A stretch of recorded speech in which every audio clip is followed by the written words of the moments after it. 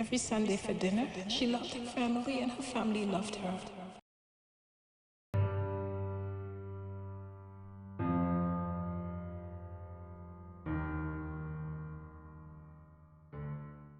On this episode of Walking Mysteries and Crimes, we will go over the murder of Teneisha Griffith. She was last seen on March 19th.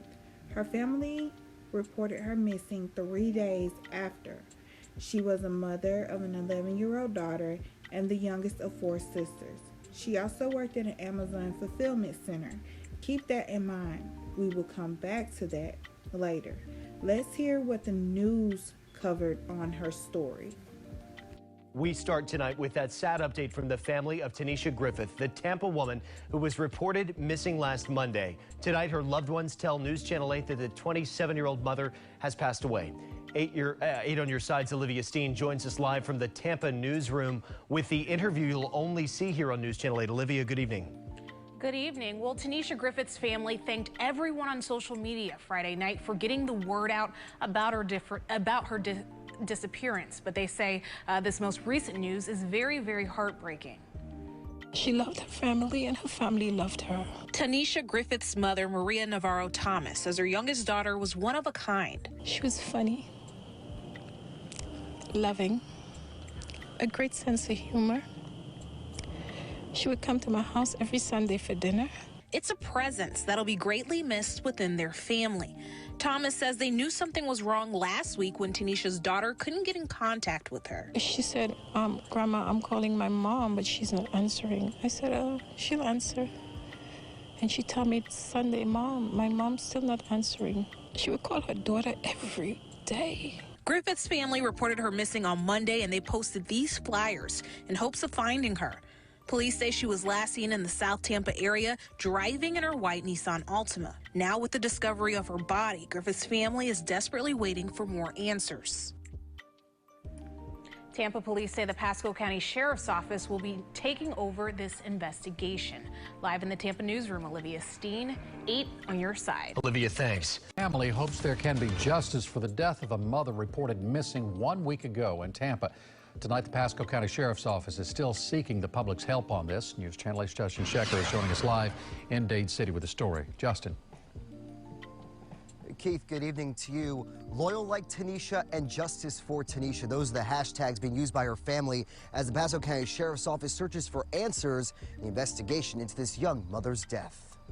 Teneisha Griffith's family says the past few days have been a nightmare. She was funny, loving, a great sense of humor. She would come to my house every Sunday for dinner. On Friday night, I spoke with Teneisha's mother moments after deputies shared the grim update on the investigation into her disappearance. The sheriff's office just told me that my Teneisha was found in a wooded area.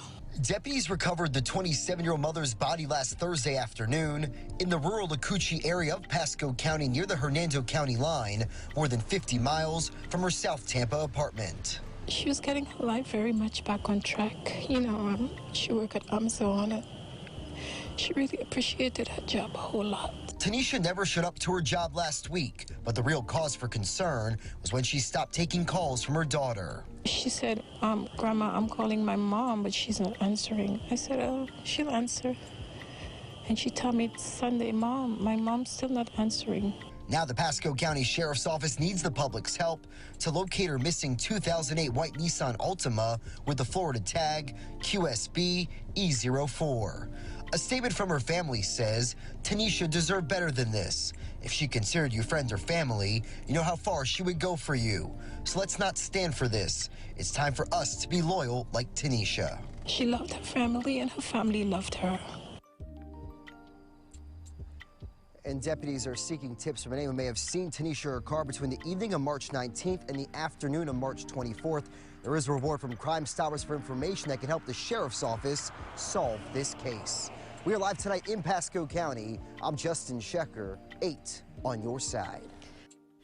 From the news, her body was found 50 miles from her home in Tampa, Florida. Pasco County received a 911 call at 11:30 p.m. that day that her body was found. Her body was found in a wooded area. And her white 2008 Nissan Altima was located on April the 13th. It has also been noted that her dad received a text message from her on the night of March 19th. And she was supposed to attend a party on the 19th as well, but she never made it. Now, after her body was found, the police never announced how she passed away. Maybe that was at the request of her family.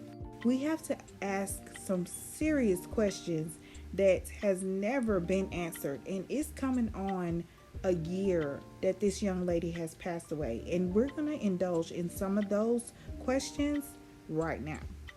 Who was she dating at the time? I mean, was she dating the father of her daughter? Was she dating someone else? Because all of these need to be like discussed and asked, because we all have seen how in the recent years how jealous ex-girlfriends, how jealous ex-boyfriends, how they take the lives of people who no longer want to be with them anymore, you know? So could that have been a reason that this young lady's life was taken? Maybe a jealous lover. What shift did she work at her Amazon job? Could that have played a part? Because, you know, those Amazon fulfillment centers, they are 24 hours. There are different shifts that comes in. And that brings me to the third thing that I was going to talk about was, did she have any enemies at her job? Was there somebody there that didn't like her? And if you have ever worked in a manufacturing plant, then you know there is a bunch of drama that goes on there. There's a bunch of jealous people. You know, you could not even be doing anything to anybody, and somebody may just make up lies and stuff about you and have other people not liking you. Then there is the advancements of men, and some men cannot take rejection. And in this day and age that we are living in, ladies and guys, y'all definitely have to watch y'all back, and you definitely cannot be friendly or over friendly to people, because some people may take that as in you're showing interest in them, and then when they go on those advancements that they believe in their head that you have been giving them, and when you turn them down, things could go left. Did she really text her dad? That leads me to that question, because we all have seen where things can definitely not be what they seem, and maybe the killer made her text her dad and make her just give them the impression that she was okay.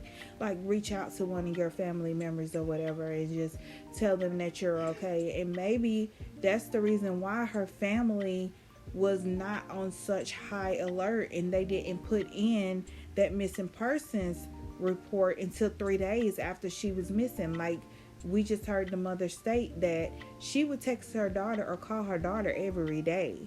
And when her daughter got on alert that she wasn't texting and calling her daughter back, that's when everybody got very, very worried, because this family seems like they are tight-knit, and it seems like this mother was very responsible when it came to her child. Now, we are going to jump into the most important thing that I definitely wanted to touch base on.